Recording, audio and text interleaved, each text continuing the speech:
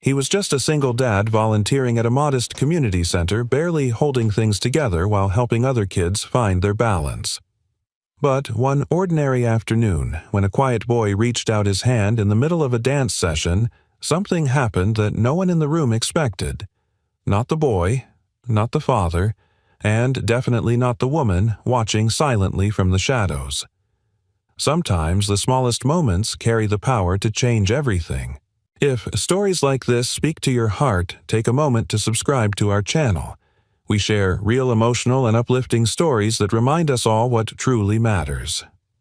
Now, let's begin. Single dad let a disabled boy lead a dance step. Not knowing the billionaire mother was watching. The fluorescent lights flickered overhead, casting long, uneven shadows on the scuffed floor of the Brooklyn Community Center. The stereo, a battered old speaker patched with duct tape, thumped out a slow, jazzy rhythm that echoed off the cracked walls. It wasn't much, but for Noah Carter this little room was a sanctuary. "All right, Eli, nice and slow. 1, 2. Noah's voice was calm, rhythmic. His son, Eli, just 8 years old, stepped forward carefully, his left leg dragging slightly behind. The boy's eyes never left his father's. Around them, 5 other children moved to the beat, some in wheelchairs, others with braces, one with a prosthetic leg. They weren't graceful, but they were moving, laughing, trying, and to Noah that meant everything. The door creaked open behind him and he glanced up. Another child stood there, alone. The boy was maybe 10, thin, stiff in posture, with perfectly ironed clothes that looked out of place in this scrappy setting. His right leg was encased in a sleek orthopedic brace, gleaming metal, hugging tight against designer pants. His arms stayed locked at his sides and his face, pale, serious, betrayed no emotion. He didn't speak. He didn't move. Just stood at the threshold like a ghost, unsure of its welcome. "Hi there," Noah said, gently walking over. "I'm Mr. Noah. This is our Tuesday dance class. Want to join us?" The boy shook his head, once quick and firm. "That's okay," Noah said. "You can watch if you'd like." "What's your name?" The boy hesitated. Then, almost a whisper, "Jamie." Noah smiled and knelt so they were at eye level. "Nice to meet you, Jamie. I'm glad you're here." From behind the glass door, someone else watched a woman in a dark coat and large sunglasses. She stood just far enough back that no one noticed. Her hands were tucked into her coat pockets, but they trembled slightly. Claire Westwood didn't do community centers. She didn't do peeling linoleum or flickering lights, but today she did all of that because her son had stopped speaking to his therapists. Again. Noah turned back to Eli, letting Jamie stay in the corner, untouched, unpressured. That was the rule in this place. No one was forced to participate. As the music shifted into a slow, melodic swing, the children began a simple pattern Noah had taught them: 2 steps forward, pivot 1 back. Imperfect, joyful, honest. Jamie watched unmoving, until Eli, mid-spin, stumbled. He tried to catch himself, failed, and landed hard on his knees. The music halted. Noah was by his side in an instant. "You okay, champ?" Eli grinned, wiping a smear of dust from his chin. Didn't fall. I danced into the floor. Laughter broke out around the room, but something else happened, too. Jamie, the boy who wouldn't dance, took a step forward. A small one, measured, metal scraping gently against tile. Noah noticed, but didn't speak, didn't gesture. Just met Jamie's eyes and gave the subtlest nod. Then he did something no one expected. He walked toward Jamie, and he said 6 words that changed everything you lead. "I'll follow you." A hush fell over the room. The other kids stopped. Jamie blinked. "But I don't know how." "You don't need to," Noah said softly. "Just move. However you want, I'll match you." It took nearly a minute for Jamie to raise his arm, another 30 seconds to extend it fully toward Noah. And when he did, it was like time held its breath. Noah reached out gently, placing his hand in Jamie's. And then, Jamie stepped. It wasn't graceful. His brace caught slightly. His left foot lagged. but Noah matched its same pace, same rhythm. No correction, no instruction. Just presence. Just trust. Claire, behind the glass, felt her knees weaken. She hadn't seen her son hold someone's hand since the funeral. Hadn't seen him lead anything, not even a sentence, since the day he watched his father's plane disappear on the news. Tears welled in her eyes before she could stop them. Inside the room, the music resumed, and Jamie, now emboldened, took another step. The children began to clap. Noah let the boy guide the pace, slow and uneven. Each step an act of defiance against silence, each motion an echo of something long buried. They danced for maybe a minute, but for everyone watching it, felt like a lifetime. When the music ended, Jamie let go, hands trembling. "Thank you," he said, and Noah, voice steady, replied, "No. Thank you, Jamie." That was brave. Jamie returned to his spot by the wall. Still quiet, still unsure, but different now, like a candle that had flickered once and would never fully go out. Claire turned away before anyone could see her cry. That night, in her penthouse suite overlooking Manhattan, Claire replayed the scene on her phone, a short video she had taken meant to be forgotten. But as she watched her son move with a stranger who had never read a file, never seen a diagnosis, never asked about prognosis, only extended a hand, she whispered something she hadn't said in years. "Thank you." The next morning, Noah received a message from a private number. Westwood Tower, 52nd floor, 10 a.m. He stared at the text, confused. He had no idea the woman behind the glass had been the billionaire CEO of one of the most powerful investment firms in the country. He only knew that Jamie the boy who wouldn't dance had taken a step, and that step had just changed everything. Claire Westwood did not cry in public. Not at funerals, not at boardrooms, not even at her husband's memorial when the cameras panned in on her flawless black dress and stoic expression. The world saw a composed widow, a steel magnolia standing amid grief and power. That's who she became after Daniel's accident, an empire in heels. But as she stood outside that community center with one hand pressed to her mouth and the other clenched tightly around her purse strap, Claire Westwood, billionaire, CEO, Wall Street titan, felt her composure cracking. She hadn't expected to stay. The plan had been simple. Drop Jamie off, wait in the car, check the clock, and take him home after 30 minutes of movement therapy. Another checkbox on the long list of recovery attempts, another quiet failure. But then she saw it. Jamie. Standing. Jamie. Reaching. Jamie. Leading. And that man with the warm eyes and patient silence who didn't flinch or correct or direct, only followed, who knelt to her son's level like he wasn't broken, like he wasn't some project to be fixed, but someone worth listening to. Claire had seen 1,000 professionals. Some wore expensive suits and spoke in long strings of medical jargon. Others wore polo shirts and forced smiles. All of them looked at Jamie with a kind of professional pity. None of them, not one, ever offered their hand and said, "You lead." Back in the car, she stared out the window as Jamie sat beside her, unusually quiet but not withdrawn, alert, processing. His fingers traced the hem of his pants, a subtle rhythm like he was remembering the beat of the music. "Did you like it?" she asked. Jamie shrugged, which in his language was a yes. "Would you?" "Want to go back?" Another shrug. Then, softly, "Maybe." Claire turned away, hiding the sudden sting in her eyes. Maybe was a triumph in Jamie's world.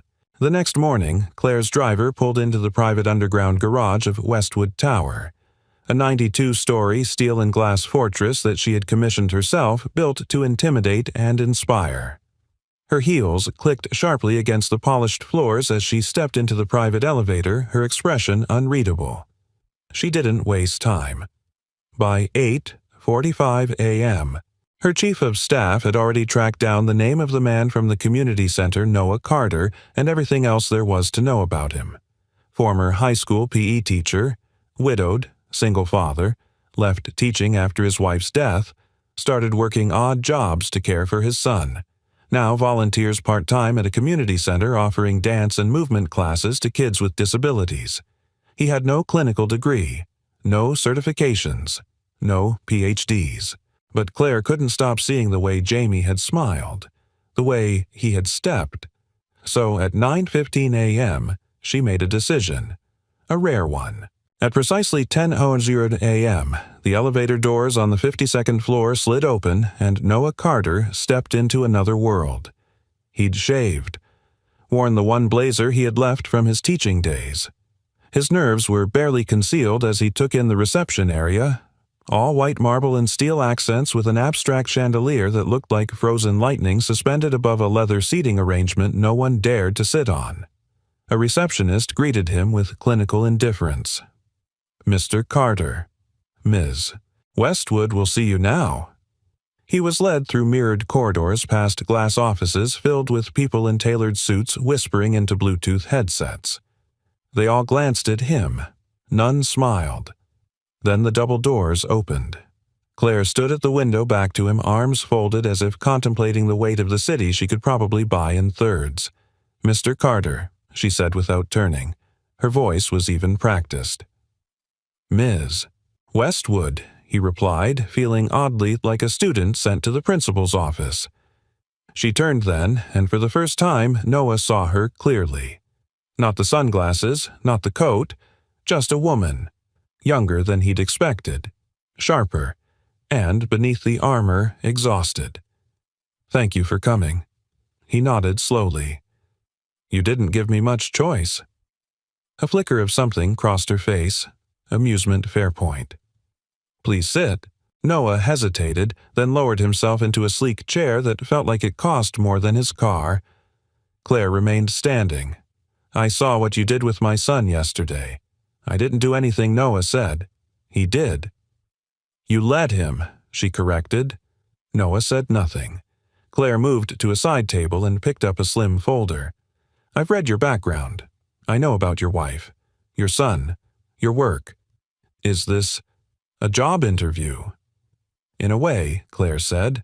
"I want to offer you a position, a full-time one." "With Jamie." Noah blinked. "As what? As a therapeutic companion, guide, whatever you want to call it. You connected with him, and that's more than any specialist has done in 2 years." Noah shook his head. "I'm not a therapist." "Exactly," Claire said. "You're not trying to fix him. That's why he responded." Noah exhaled slowly. "And what happens when it stops working? When I don't have magic answers?" Claire stepped closer. For the first time, her voice lost its edge. "I don't need magic. I need something. I'm running out of options." Noah studied her. Under the sharpness, the poise, the authority was a mother who was scared to death. He looked away, voice quieter. "Your son doesn't need a program. He needs room, space to be seen, and people who follow instead of lead." Claire's jaw tightened. "I can pay you 3 times what you make now." "No. 4. I'm not for sale, Ms. Westwood." Silence settled like mist between them. Then Claire asked softly, "What do you want?" Noah stood. "I want you to come back. Bring Jamie. No cameras, no staff, just you. Sit in that plastic chair in the back and watch him be a kid." Claire stared at him, stunned. "You want me to sit in a folding chair?"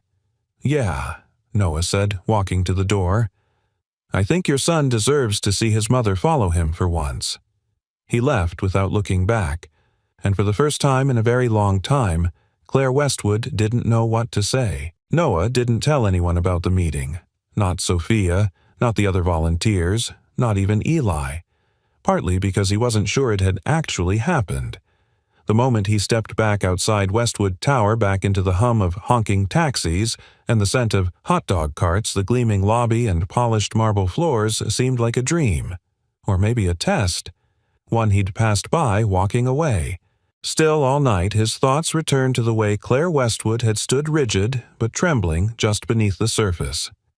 A woman who had spent so long leading that she no longer knew how to follow. Noah had seen it before. In parents, in teachers, even in himself once.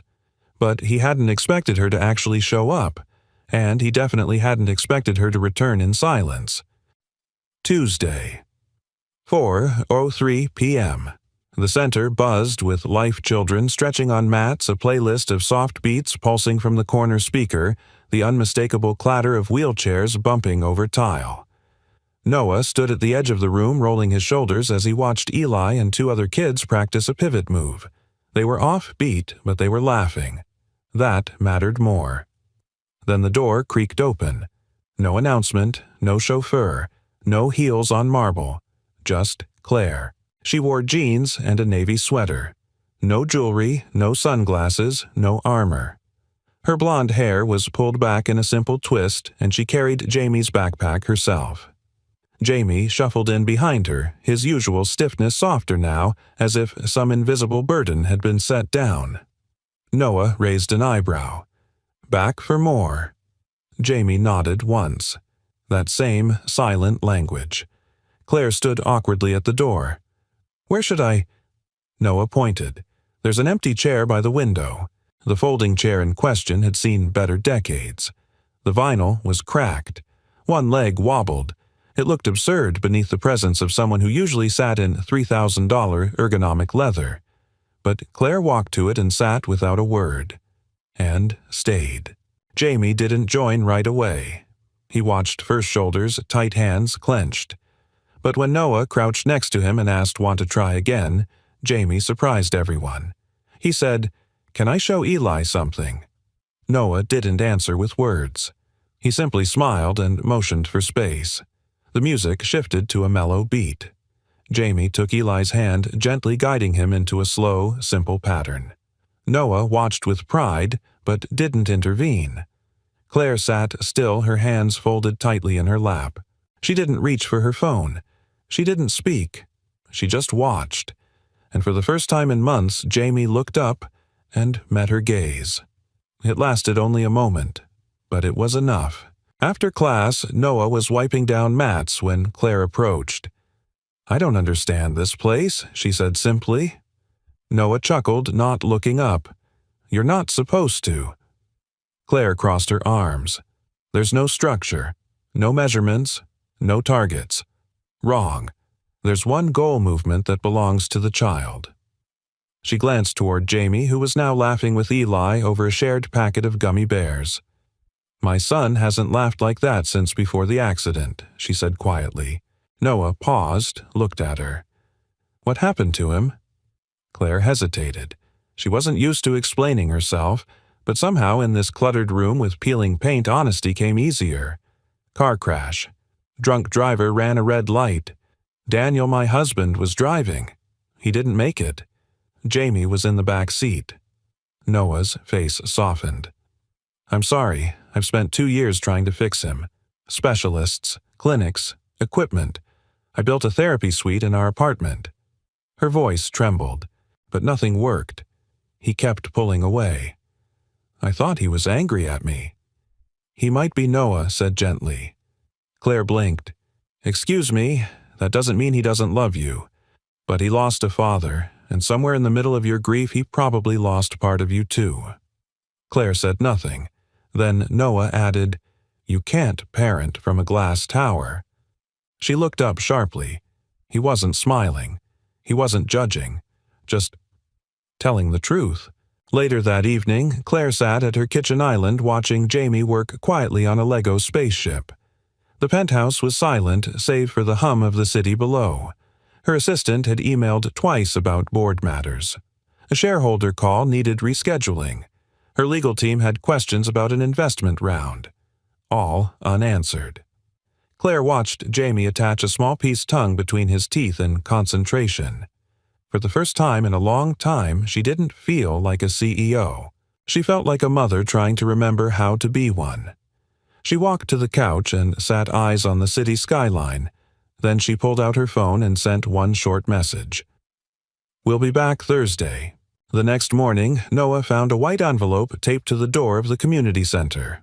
No name, just a return address, Westwood Tower. Inside was a check, made out not to him, but to the center. $50,000. No note, no instructions, just the money. Noah smiled, then folded the envelope and tucked it in his back pocket. The community center smelled faintly of disinfectant and peanut butter crackers. It was the kind of scent that clung to old tile and second-hand couches, imperfect, familiar, oddly comforting. Noah Carter stood by the stereo in the far corner of the multi-purpose room, flipping through a playlist on his phone while glancing at the clock. 3:59 p.m. He'd swept the floors himself that morning, rearranged chairs into a loose semicircle, and taped fresh paper stars on the wall that read, in crooked marker, "Every step counts." Eli had helped, sort of. Mostly he'd danced around with a broom like it was a sword. Now he was sitting cross-legged with two other kids, teaching them how to make noise by snapping rubber bands against plastic cups. Not exactly on the curriculum, but Noah wasn't a fan of rigid agendas. At exactly 4:00 p.m., the front door creaked. Claire Westwood entered. No sunglasses today, no sleek updo, just a gray cardigan and jeans, and Jamie trailing behind her, his backpack slung loosely over one shoulder. He wore a t-shirt with a faded astronaut on the front and a single knee brace that peeked out under his shorts. He walked a little faster this time. Claire hesitated in the doorway, holding his bag. Noah gave her a nod. Same chairs open. She didn't reply, but she walked straight to the back and sat this time with less stiffness, less self-consciousness. She even tucked one ankle behind the other as if settling in. Jamie didn't linger at the edges like before. He walked up to Eli and said, "Want to show me that thing again?" Eli lit up. "You mean the rocket spin?" Jamie nodded. They disappeared into the center of the room as the music kicked in a slow, funky rhythm that invited movement but didn't demand it. Noah kept his distance at first, letting the kids pair off naturally. A girl in a wheelchair practiced side pushes in time with the beat.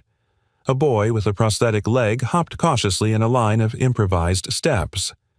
Jamie and Eli moved in a circle, then in opposite directions like orbiting moons. Claire watched all of it with wide, careful eyes.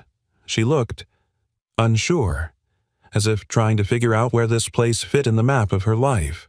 Noah walked over, handing her a plastic cup of lukewarm coffee. She accepted it silently. "He's loosening up," Noah said quietly.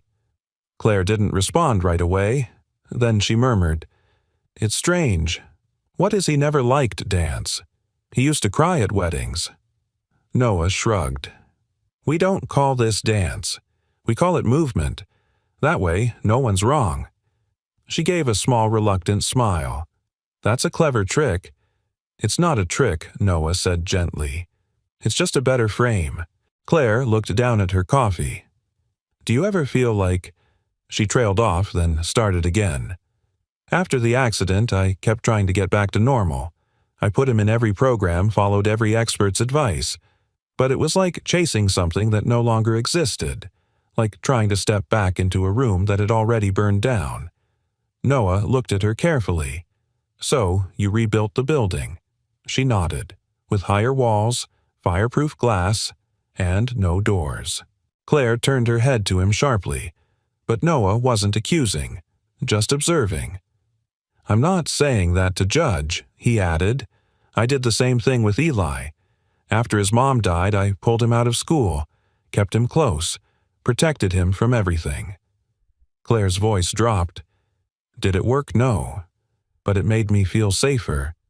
That's the trap." She let out a slow, tired breath. "I was a good mother before. I know I was." "You still are," Noah said.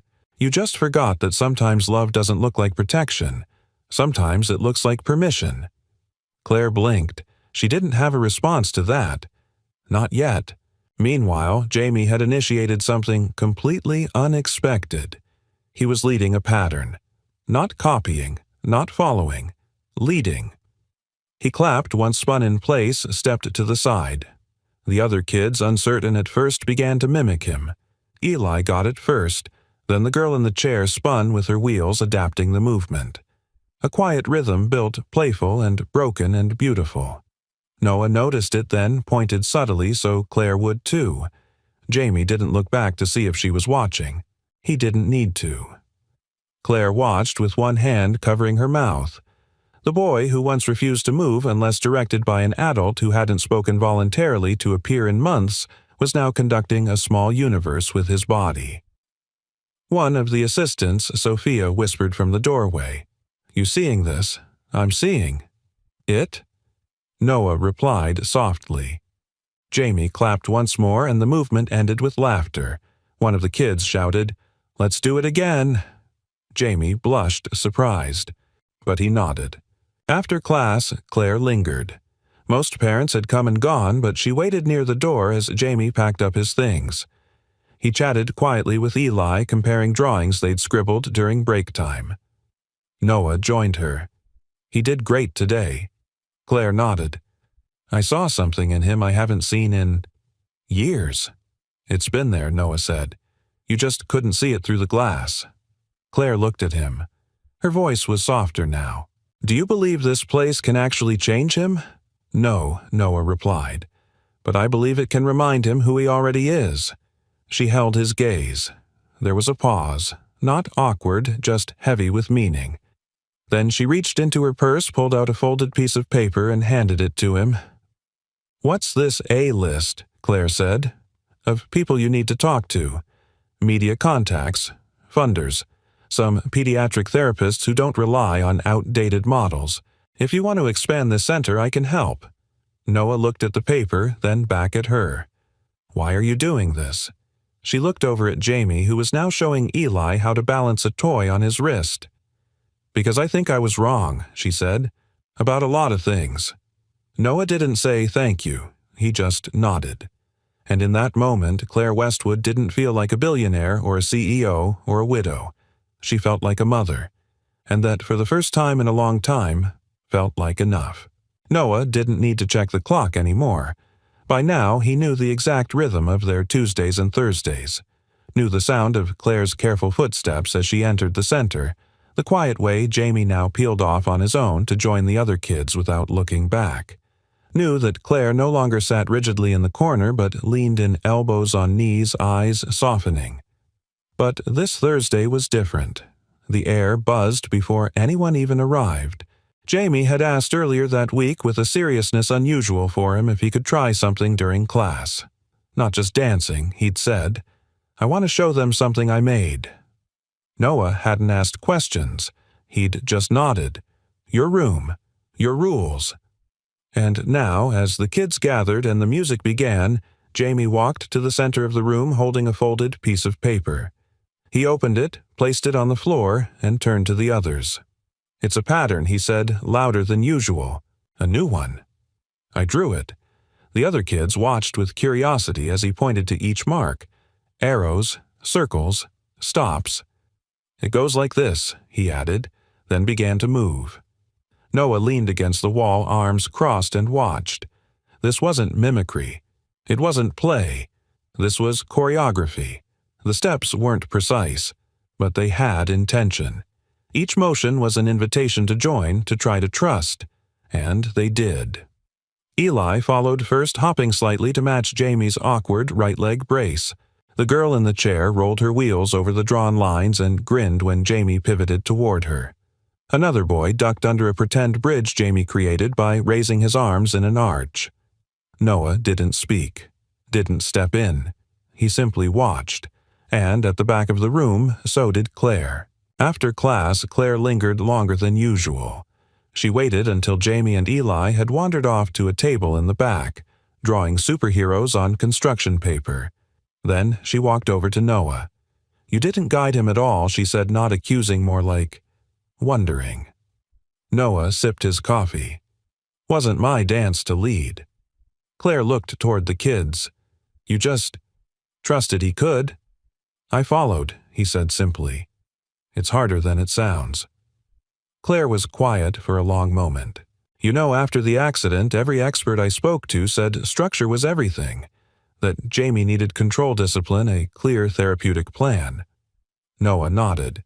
"That's the traditional model. I followed it religiously. Every instruction, every chart, every measurable milestone. But I never thought to ask what he wanted." Her voice cracked on the last word, and she turned her face slightly embarrassed by the sudden emotion. I kept thinking if I just worked harder, found better doctors, threw more money at the problem. Noah gently interrupted. You tried to rescue him with the tools you understood. Most people do. Claire looked at him. And what did you understand, Loss? He said without flinching. I understood that pain makes you want to control the uncontrollable, but the more you grip, the more things slip. He paused, voice softening. I didn't need Eli to be okay right away. I just needed him to feel safe enough to try. Claire looked at Jamie again, now helping another boy fold a paper boat. He used to be terrified of failure, she whispered. Most kids are, Noah said, until they realize failing doesn't mean falling apart. That's what following does. It tells them, you get to choose, and I'll be here either way. Claire looked at him, really looked. Is that how you raised your son? Noah exhaled slowly. It's how I started raising him after I nearly broke him trying to do everything right. They sat in silence for a few minutes, listening to the soft chaos of children trying, failing, laughing, trying again. Finally, Claire spoke. I was a very good student, she said with a hint of irony. Straight A's. Ivy League. Built my firm from the ground up. But no one teaches you what to do when your child looks at you like a stranger. Noah didn't reply. He didn't need to. She continued, softer now. I stopped being a mother and started being a project manager. Schedules, milestones, progress reports. And somewhere in there she added bitterly, I think I stopped hearing him. Noah leaned forward. He doesn't need you to hear the words. He just needs you to be in the room when he speaks them, whatever form they take. Claire looked back at Jamie, and for the first time she realized he had been speaking all along, through movement, through retreat, through hesitation, through the sheer courage of returning each week to a place that didn't offer prestige or polish-only space, and a man who knew how to wait. That evening, Claire returned home to a table full of untouched emails and a blinking red light on her answering machine. Shareholders, analysts, one international reporter wanting a quote about her sudden disappearance from a tech deal. She poured herself tea, ignored them all, and sat beside Jamie on the floor where he was laying out new dance patterns on paper with colored markers. He didn't say anything, but he shifted closer. She leaned in. No instructions. No praise, just presence. Just following. The next day, Claire made a call. Not to a therapist, not to a PR team, to her foundation director. We're launching a grant program, she said, focused on community-led child development centers. No strings attached. I'll send the outline. The director hesitated. Are we sponsoring a specific model? Claire smiled faintly. We're sponsoring the right to move freely. Noah didn't see it coming. He'd seen hundreds of moments in that room, small victories that looked like crooked smiles, trembling fingers lifted in rhythm, or a wheelchair spinning in time to an offbeat tune. But he hadn't anticipated what Jamie was about to do. Not because he doubted the boy, but because he never expected the room to stop breathing. It began like any other Thursday. The playlist pulsed gently, the children moved through their warm-up motions, and Claire sat in her now customary corner seat with a coffee cup in hand, black, no sugar. Noah was adjusting a foam balance beam for one of the younger boys when Jamie raised his hand. Everyone paused. It wasn't something he usually did. Yes, Jamie Noah asked. Jamie pointed to the speaker. Can we change the music? Noah blinked. Of course. What do you want? Jamie pulled out his phone, hesitated, then walked up and handed it to Noah. Noah read the song title. His brows lifted. You sure? Jamie nodded. I want to try something. The other kids were quiet, now watching. Claire had sat forward in her seat, elbow resting on her knee fingers to her lips. Noah connected the phone. A soft piano melody filled the room. Slow. Tender. It wasn't a song made for dancing. It was made for remembering. Jamie walked, no limped, to the center of the room, one brace on his right leg, the other left off today at his request. His movements were careful, uneven, but not hesitant. He turned to face the group and said, "I want to lead something. You don't have to do it if you don't want to." Eli stood immediately. "I'm in." One by one, the other children stood or wheeled forward. Noah didn't intervene. He felt Sophia at his side whispering, "What's happening?" But Noah already knew. Jamie had been preparing for this. Quietly, thoughtfully, he had designed a sequence, nothing formal, no lines, just movements meant to be copied, his way of saying, "This is who I am. Come with me if you want to know me." Jamie extended his left arm palm up. Eli took it. Jamie nodded and the music continued. He stepped, not smoothly, not symmetrically, but he moved, and the others followed. First Eli, then a girl with a cerebral palsy walker, then the boy with the prosthetic. Each child moved with Jamie not just behind him. They mirrored his imperfect motion, honoring its shape instead of correcting it. It was choreography not by a teacher, but by a child who had learned how to lead by first being followed. Noah felt something stir in his chest. His eyes prickled. He looked toward Claire. She was no longer seated. She had risen. One hand covered her mouth. The other was shaking. 15 seconds in, Jamie faltered. The step required a pivot when his brace resisted. He teetered just slightly, but enough for everyone to see. Claire stepped forward instinctively, but Noah raised a hand, gentle but firm. "Wait." Jamie caught himself, adjusted, then stepped again. He didn't look for help. He didn't panic. He found his own way, and the children behind him followed his lead, some skipping the pivot, others stumbling but smiling. Noah whispered, "He's improvising." Claire nodded, her hand still at her mouth. Noah added quietly, "He trusts himself now." The music ended with no applause, only silence. Not stunned, not awkward, sacred. Jamie looked around, chest rising and falling, sweat on his forehead. Then he grinned. Eli hugged him. The others clapped. Someone laughed. Jamie sat down in the middle of the room and let himself fall backward onto the mat, limbs spread out like a kid who'd just climbed Everest. Claire stepped forward slowly, her heels silent on the linoleum. "Jamie," she said softly. He turned his head to her. She knelt beside him. Not beside the mat on it. In her cashmere sweater in front of everyone. She touched his shoulder. That was beautiful.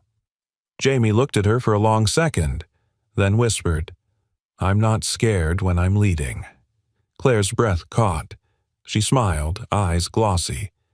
"And I'm not scared when I'm following you." The clip was only 37 seconds long.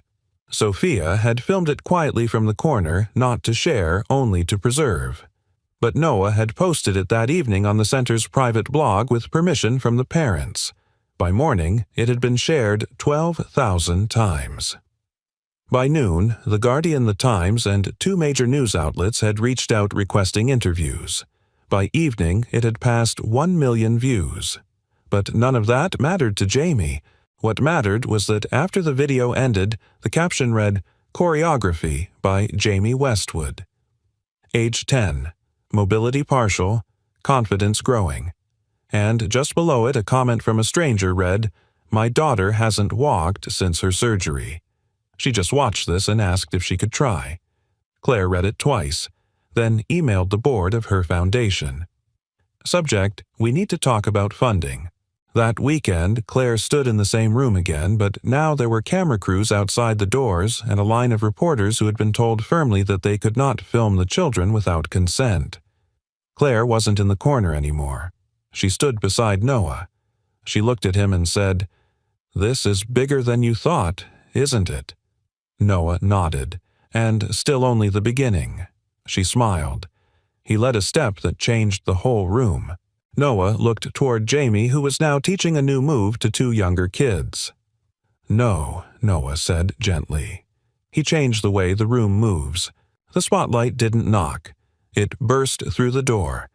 By Monday morning, the Freedom Steps website had crashed twice.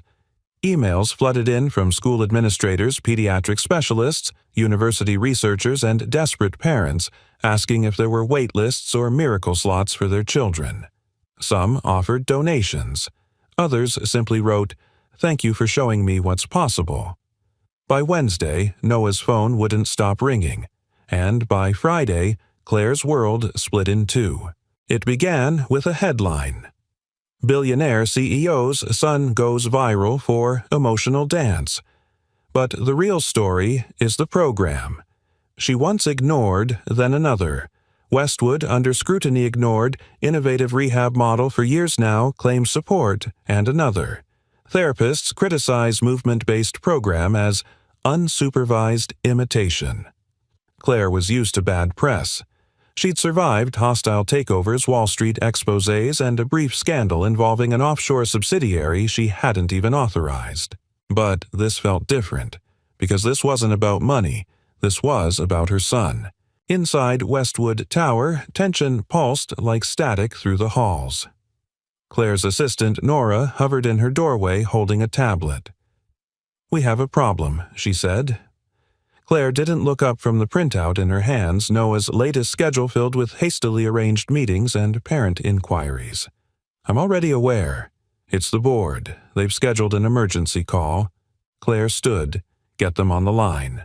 10 minutes later, 12 faces filled her conference screen, executives, lawyers, strategists. Claire, the chairwoman, began, "You've created a media storm. You're being praised by advocacy groups and hammered by shareholders." Another voice cut in. "The Foundation's sudden reversal in funding strategy, especially for a non-clinical program, is undermining our credibility with institutional partners. Looks impulsive, emotionally driven." Claire sat calmly, hands folded. "Is that all she asked?" Dead silence. "Then, we're asking you to formally distance the company from this community center. Step down from the Foundation board if needed." Claire tilted her head. "You're asking me to step back from a project that changed my son's life." Claire, the chairwoman, said more softly, "We know it's personal, but you're not just a mother. You're the face of this company, and that's exactly why I won't back down." Her voice was calm, measured, final. "The only mistake I made," she continued, "was not supporting this center sooner. I plan to fix that, and if the board wants to remove me for that, go ahead, but make sure your press release mentions why." Another silence followed. But this time, Claire didn't wait for approval. She closed the laptop. That afternoon, she stood outside the community center, shoulders tight, wind tangling her hair. She watched children file in through the chipped blue door. Jamie walked ahead, backpack slung loose, humming to himself. He looked back at her, once grinning. Claire had to bite the inside of her cheek to keep her emotions in check. Inside, Noah was adjusting the speaker wires. He glanced up, surprised. "You came early." "I needed to be somewhere that made sense," she said. He gave her a long look. "Bad day. Crisis day." Noah walked over, motioned to the chair. "Want to sit down?" Claire exhaled. "No. I want to move." An hour later, the session ended with tired kids, sweaty brows, and a chorus of giggles. But then came the second storm. Sophia rushed in from the front door, phone in hand. "You guys need to see this." Noah took the phone. On screen was a video. Blurry. Grainy. A young therapist claiming to be a former consultant for Westwood Medical gave an interview to a mid-tier podcast saying Claire was using her son for publicity and that the Freedom Steps program was reckless and unregulated. "Parents are being fooled by sentimentality," she said. "Just because it looks emotional doesn't mean it's effective." Claire stepped closer. "What is this damage control?" Sophia whispered. "Corporate pushback, probably." Claire stared at the screen.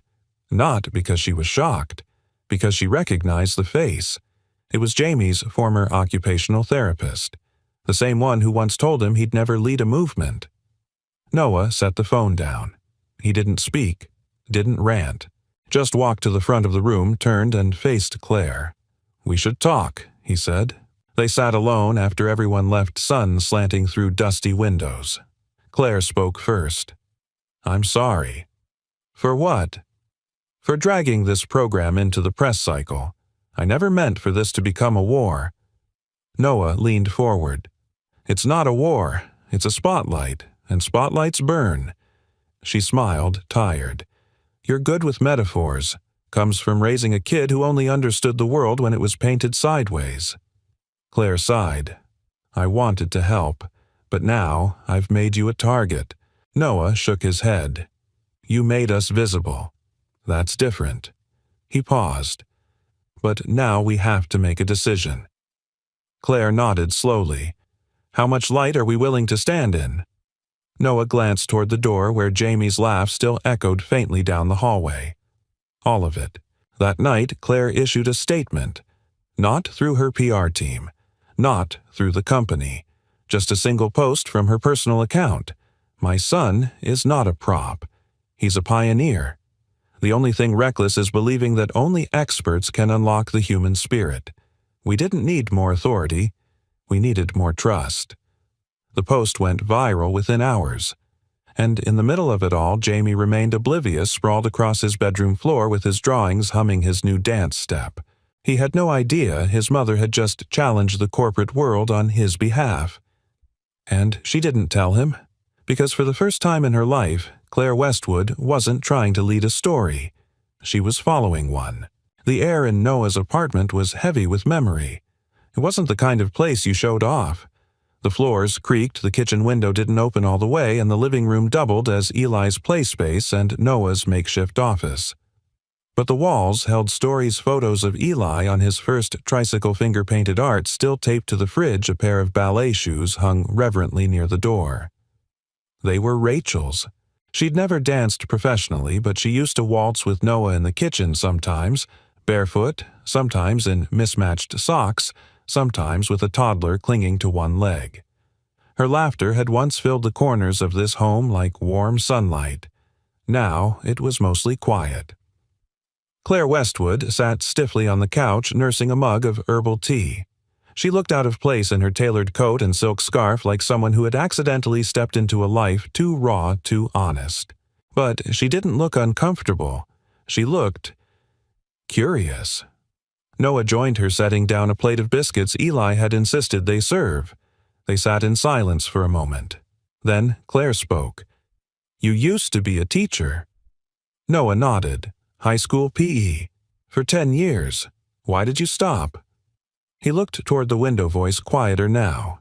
"Rachel got sick. It was fast, aggressive. We caught it too late. I didn't want Eli growing up with strangers while I chased lesson plans." Claire said nothing, but her eyes softened. "I took some odd jobs," he continued. "Landscaping night shifts. Just enough to get by. I started volunteering at the community center because it was the one place." Eli smiled again. Claire took a long sip of her tea. "I didn't know that. I don't tell many people." She looked at the photos on the wall. One in particular caught her attention, Noah and Rachel both barefoot dancing in what looked like this very living room laughter, frozen in motion. "She was beautiful," Claire said. Noah smiled faintly.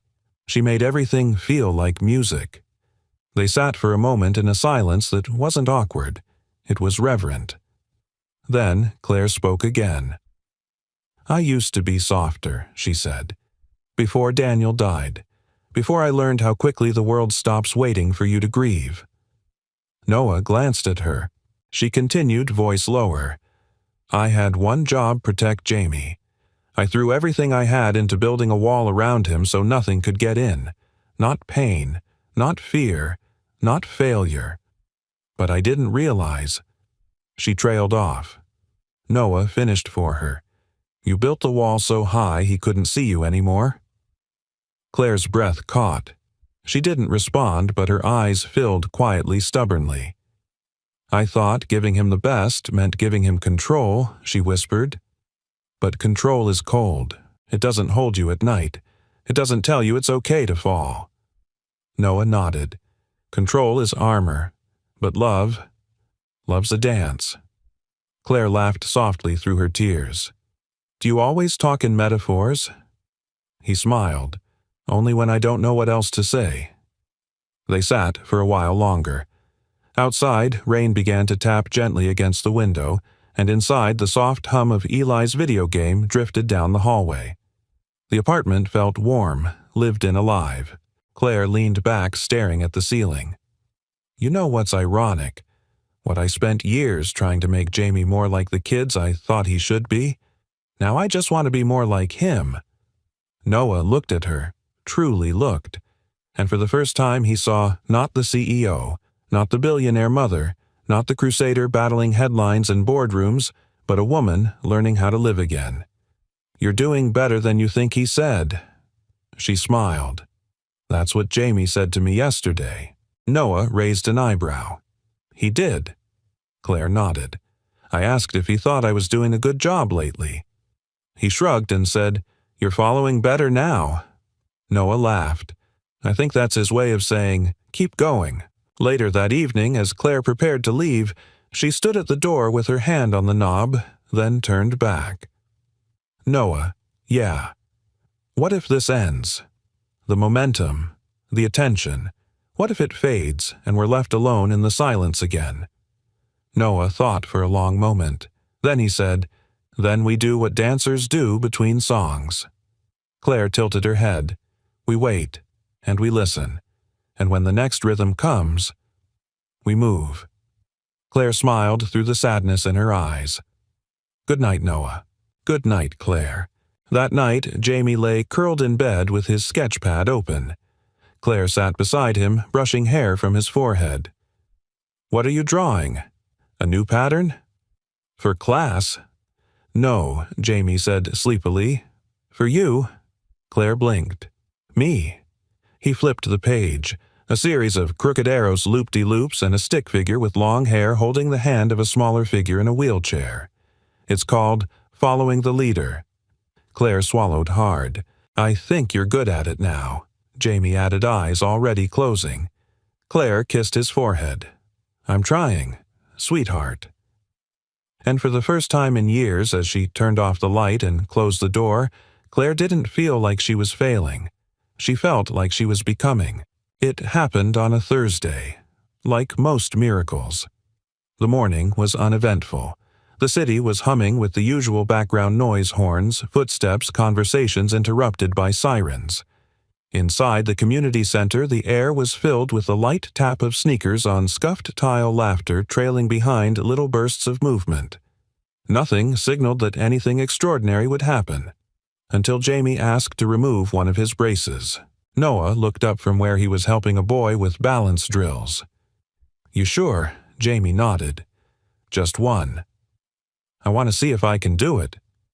Noah studied his face, serious, focused, steady. The kind of look he'd seen before, but rarely from someone so young. "All right," Noah said. "Let's sit down and do it carefully." Claire watched from the far end of the room, her heart lurching. She'd seen him try before. A few times at home, when he thought she wasn't looking, slipping the brace off, standing for half a second, then collapsing into himself with a muttered, "stupid leg." He never let her help. Never let her see. But now, in a room full of other kids and their chaos, their courage, Jamie was pulling the strap loose on his own. He placed the brace beside him like it was something sacred, a marker of progress, or perhaps of goodbye. Then he stood, wobbly, right leg unsure, but upright. The room quieted. One by one, kids stopped what they were doing. Jamie took a deep breath and stepped forward. The movement was small, a half shuffle.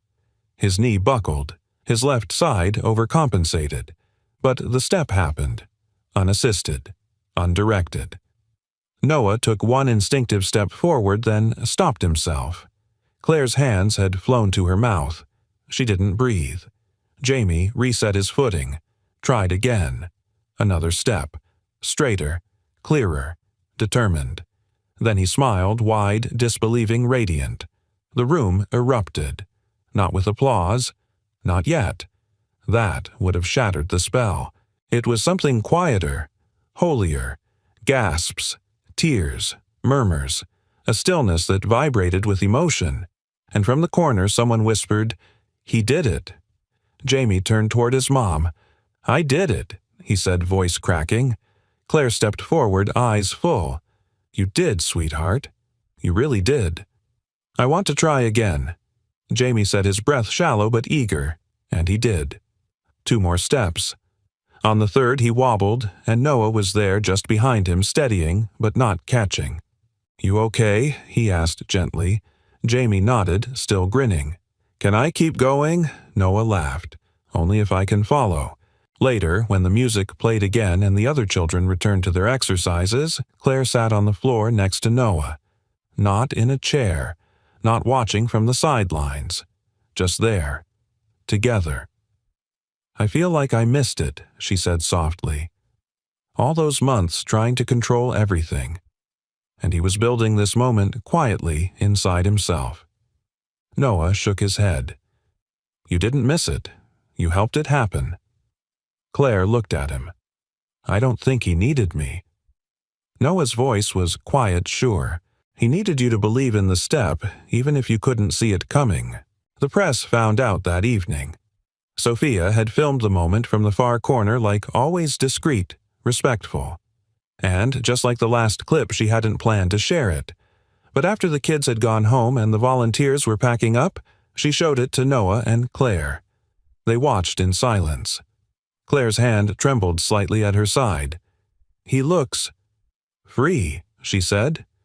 "He is," Noah said. This time, Claire didn't hesitate. "Post it.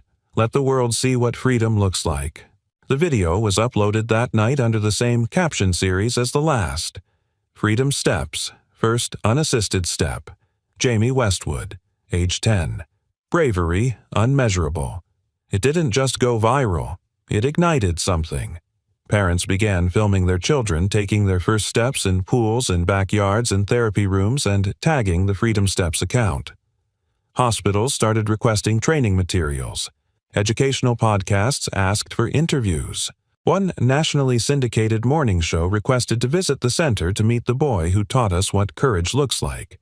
Claire said yes, on one condition, that they film every child, not just hers, and that no one interrupt the movement. At dinner that night, Jamie sat at the table fork in one hand, sketchpad in the other. Claire placed a bowl of soup in front of him. "Eat first, then draw your revolution." Jamie grinned. "It's not a revolution." Claire leaned down, kissing his temple. "That's exactly what it is." He looked up at her. "I want to teach others now," he said, "like Mr. Noah does." Claire felt something catch in her throat. "Do you think I can?" She knelt beside him. "I think the world's already learning." Back in her bedroom, Claire opened her laptop and typed an email to her board of directors. Subject: Long-Term Commitment Proposal. Freedom Steps Expansion. She attached the latest data on inquiries, video engagement, and the growing wait list. But more importantly, she added a sentence at the end that hadn't appeared in any of her previous communications. It started with a step we didn't see coming. Now we need to build the path. She hovered over send for a second, then clicked. That night, Jamie lay in bed exhausted but smiling. Claire tucked him in, turning out the light. As she reached the door, he called softly, "Mom." "Yes, can we dance next time?" Claire turned back, eyes brimming. "I'd love that." And she knew whatever came next, whatever storm or silence, this was the step that had changed everything. Because it hadn't just been Jamie's first, it had been hers too. 3 months later, the sound of bulldozers echoed through a once-abandoned lot on the corner of Ashland and 7th. It was the kind of space most New Yorkers ignored: chain-link fences, cracked pavement, graffiti scars baked into the concrete like old pain. Now it was humming with the promise of reinvention. Claire Westwood stood beside Noah, both of them in hard hats, both squinting against the spring sun as the first foundation stakes were marked. Around them, city workers moved like ants, and in the distance a banner snapped in the wind. Future Home of Freedom Steps. Claire's heels sank slightly into the dirt, but she didn't care. "I thought I'd hate this part," she said, brushing dust off her blazer. "The mess, the noise." Noah grinned. "You're learning to like chaos." She laughed. No, but I'm learning not to fight it. Inside the trailer that served as their temporary planning office, blueprints were spread across a folding table. Sophia hovered over one, tracing her finger along the edge of a proposed mobility path that looped like a musical note. These lines don't match traditional therapy design, one of the city contractors had said earlier. That's the point, Claire had replied.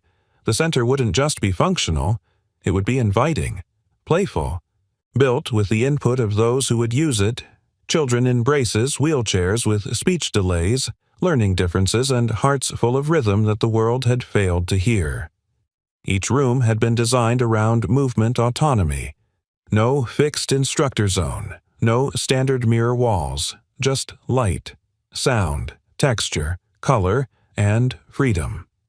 Noah picked up a Sharpie and added a note to the bottom of the blueprint. Follow their lead. Claire glanced over.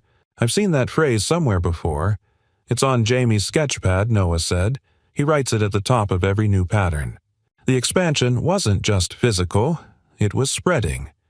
2 more cities had approved permits for similar centers. A West Coast university had offered to partner with Freedom Steps on a long-term research project. And the board of the Westwood Foundation had unanimously approved a multi-year grant to ensure that each new center would be built without profit incentives or private influence. Claire had made sure of that. She'd stepped down from all for-profit boards and redirected half her personal trust into the newly formed Freedom Fund. The press had called it radical. She called it overdue. Back at the trailer, Noah flipped through a folder of enrollment applications. I can't keep up, he admitted. You don't have to, Claire said. You're not alone in this anymore. He nodded, but something tugged at him. Sometimes I wonder, he said, if I'm still the right person to lead it. Claire frowned. Why? Because I never meant for it to be this big. It started as a place to let my kid move without being told he was doing it wrong. I don't have a business plan. I don't have a degree in administration. Claire smiled. You have something rarer. He looked at her. You built something that works. From love, not ego. That's the kind of leadership we need more of. Noah stared at the site again. At the steel beams. At the dust in the wind. At the small chalkboard placed beside the gate where kids had already begun writing their names, dreaming ahead of time. Jamie's name was the first. Claire's eyes followed his. Do you remember the first day I came to the center? She asked. You looked like you were trying not to breathe, Noah said. She laughed. I was. You sat in the back, arms crossed, judging everything. I wasn't judging, Claire said, mock offended. I was evaluating. Noah raised an eyebrow. She shrugged. Okay, judging a little. They both laughed. Then Claire grew quiet. You didn't ask me to change Noah. You just let me be in the room. You gave me permission to learn without shame. That's what this place does. That's what it has to keep doing. Noah nodded, throat tight. Then we better build it right. That afternoon, Jamie came by the site with Eli and Sophia's niece Maya. The 3 of them immediately commandeered a patch of dirt and turned it into an imaginary stage. Jamie spun in one sneaker and one brace, grinning as he choreographed a silly, lopsided routine they called the Wobble Parade. Claire watched from a folding chair, her arms resting on the back of it. She wasn't hovering, just nearby. They don't know how big this is, she said. They don't need to, Noah replied. They just need to know the door's open. Back at the trailer, Jamie joined them for a juice box and looked over the plans with a serious gaze. There should be a quiet room, he said. Claire leaned down. What kind of quiet? Not just no sound, Jamie said. The kind of quiet where you don't have to explain things. Noah met Claire's eyes. Then he nodded and wrote it down. Quiet room, a space for being not fixing. Jamie smiled. And a dance room that plays slow songs. Claire ruffled his hair. That one's already in the plans. Later, when the sun began to dip, casting long shadows over the new foundation, Noah stood at the edge of the lot and looked out. It wasn't the biggest center. It wasn't even centrally located. But it was theirs. built not by architects of concrete but by architects of courage, by the kids who dared to lead, by the parents who dared to follow, and by one boy who took a step no one expected. The grand opening of the Freedom Steps Rehabilitation Center didn't look like a press event. There were no red carpets, no celebrities, no corporate banners flapping in the wind. Instead, there were bubbles, thousands of them, blown by children in wheelchairs on crutches and braces and by those who ran freely laughing through the warm May air. The front lawn had been transformed into a celebration of movement.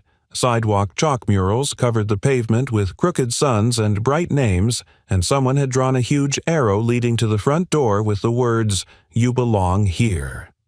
Claire Westwood stood near the entrance wearing white sneakers and a soft blue dress. Her hair was down and in her arms was a clipboard she hadn't looked at in 20 minutes. Her job today wasn't to coordinate. It was to witness and to let go. Across the lawn, Jamie was at the center of a small crowd of kids demonstrating the latest version of the Wobble Parade. Eli followed close behind, mimicking Jamie's exaggerated movements. They were unsynchronized, wobbly, imperfect, and completely magnetic. Noah stepped up beside Claire, tucking his hands into the pockets of his khakis. "You didn't cry during the ribbon cutting," he said. "I saved it for the quiet part," she replied with a smile. The loud part was too beautiful. Noah turned to watch Jamie now leading 2 more children in a circle around the lawn. "He doesn't even realize this place exists because of him." Claire nodded. "And he doesn't need to." They stood in silence, breathing in the day. The building behind them glowed in the afternoon sun, full of windows, open space, and sound-absorbing panels shaped like stars. The dance studio inside shimmered with warm light. The quiet room. Jamie's idea was painted in calming shades of gray and soft green with bookshelves and beanbags and not a single instruction posted on the wall. Inside, kids moved at their own pace. Some slowly, some not at all. But no one sat still in fear. Everyone moved something. The ceremony had been short and simple. A small stage, a few words, and no list of achievements. Claire had spoken briefly. This place was never about fixing. It was about listening. And then she had handed the mic to Jamie, who held it like it might explode. He'd said only 5 words. "Thank you for following me." The applause had lasted longer than the speech. Later that afternoon, Claire walked alone through the building. Not to inspect, not to evaluate, just to be there. In the hallway near the multipurpose room, she passed a photo wall the staff had assembled snapshots of the children in motion. A girl balancing on one leg, a boy tossing a scarf into the air, Jamie in mid-spin, one brace dangling from his arm like a badge of freedom. Claire stopped at the last photo, an image of herself and Jamie seated on the floor, both laughing, their heads tilted toward each other. It had been taken by Sophia during one of their first sessions. The caption read, "True leadership isn't about who walks first, it's about who makes space for others to walk at all." Claire reached up and touched the edge of the frame. Then she whispered, "You made me better." It wasn't clear whether she was speaking to the boy or the building, or to the echo of the woman she used to be. Maybe all 3. Outside, the celebration was winding down. The sun was lower now, casting gold across the city. Kids were beginning to gather their things, but Jamie wasn't done. He ran to Noah and tugged his arm. "One last dance," he said. Noah grinned. "Your call." Jamie pointed to the center of the lawn. A few kids followed, then more. Soon, a circle had formed again. No music this time, just clapping hands and laughing voices. Jamie led. He stomped one foot, spun in place, and then, smiling, he reached out his hand toward Claire. She hesitated. Just a second. Then she stepped forward. She took his hand and let him lead. They moved together slowly, freely, joyfully. The circle grew larger. Eli joined in, then parents, then volunteers, each moving in their own imperfect way. There was no choreography. No one got it right. But no one stopped. Because in that moment, perfection wasn't the goal. connection was. As dusk settled over the new center and the last light danced on the windows, Noah stood at the edge of the grass watching the swirl of motion. Claire came to stand beside him. "He doesn't need me to hold him anymore," she said quietly. "No," Noah agreed, "but he still needs you to be around." Claire looked at him. "That's the difference, isn't it?" Noah nodded. "That's the whole thing." Weeks later, as news of the center's success spread and new families began arriving in droves, Noah found a handwritten note tucked under the office door. It had no name, just a child's handwriting and a folded piece of lined paper. On it were 2 simple words surrounded by stars. "Thank you." Noah taped it above his desk, right next to a photograph of Jamie's very first step. Because sometimes the smallest steps are the ones that change everything. And sometimes the greatest leaders are the ones who know when it's time to let go and simply follow. We'd love to know, where in the world are you watching from? If this story touched you in any way, share your thoughts in the comments. Your words might just inspire someone else today. And, if you haven't already, don't forget to subscribe to the channel for more heartfelt stories like this. Stories that remind us how small acts of kindness can lead to something extraordinary. Thank you for spending this time with us. From our hearts to yours, we're so grateful you're here.